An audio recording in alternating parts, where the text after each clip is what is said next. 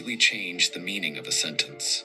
A misunderstood sentence can reshape an entire doctrine, and a distorted doctrine can redefine the faith of millions. Changes might seem minor, but were pivotal.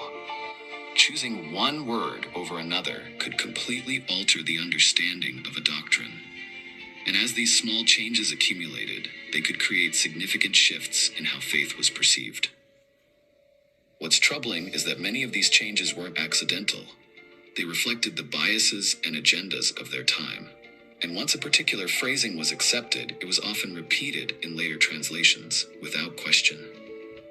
Thus, every Bible translation is the product of a complex web of influences: political power, linguistic limitations, cultural differences, and religious pressure. In modern Bible translations, every time we read about hell, the word used is often hell. But this may be one of the most far-reaching translation errors in the history of religion. In the original Hebrew text, the term used is Gai ben Ayinum, or in Greek, Gehenna. This wasn't an abstract concept of hell, but a real location, the Valley of Hinnom, situated south of ancient Jerusalem. This valley carries a particularly dark history.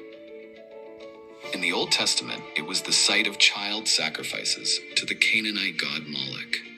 King Josiah of Judah ended this horrific practice by turning the valley into a garbage dump for the city. The waste was continually burned, creating a scene of perpetual fire and smoke. When Jesus used the word Gehenna in his teachings, the Jews of his time knew exactly what he was referring to. It was a vivid, tangible symbol of destruction and purification, something they could witness daily from the city of Jerusalem. The problem began when the Bible was translated into Greek and Latin. Gehenna became infernum in the Latin Vulgate, a term evocative of the underworld in Greco-Roman mythology. When translated into English, it became hell, a concept heavily influenced by Norse mythology's Helheim, the realm of the dead. This mistranslation, combined with medieval literature and art, most notably Dante's Divine Comedy, gave rise to an entirely new image of hell, a place of eternal torment, with fire, demons, and unending punishment. Let's break this down. First, it's a distortion of meaning.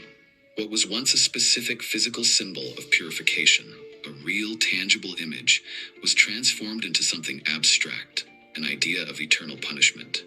Second, it became a tool for control. This new image of hell was used as a powerful instrument for fear, allowing the medieval church to reinforce its authority over the people. And finally, a theological shift.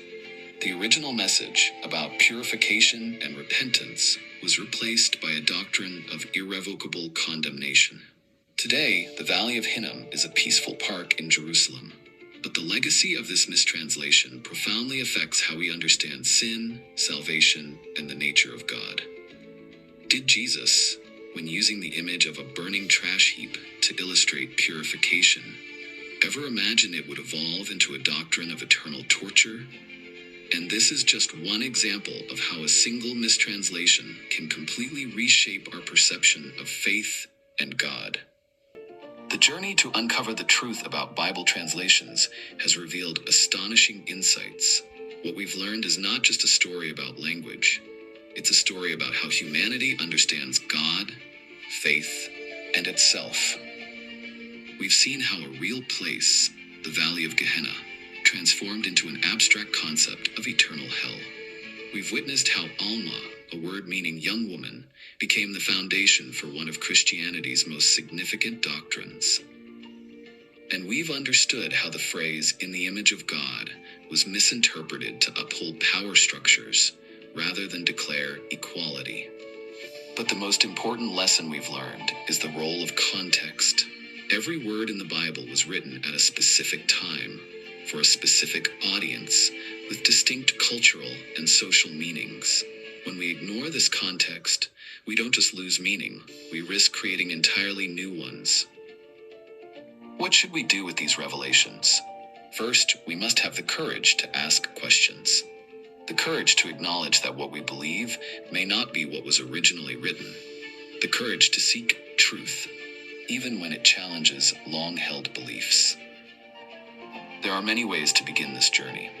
Explore the Dead Sea Scrolls. Study the Septuagint. Learn about the history and culture of the ancient world. Join discussions about the original meanings of the Bible. But most importantly, share these discoveries. Create spaces for open and honest conversations about faith. Because truth is not a threat to faith, it's the foundation for building a stronger, more authentic